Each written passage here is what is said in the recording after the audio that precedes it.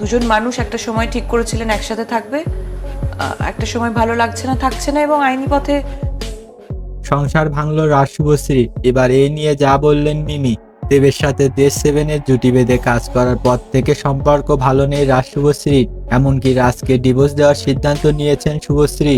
এমন নিউজ ছড়িয়ে পড়তে মিমিকে সাংবাদিক বলেন, আপনি নিশ্চয়ই শুনেছেন রাজ শুভশ্রীর মধ্যে সম্পর্ক ভালো নেই, এমনকি বিচ্ছেদ নেওয়ার সিদ্ধান্ত নিয়েছেন তারা। তো এ নিয়ে আপনি কি বলেন?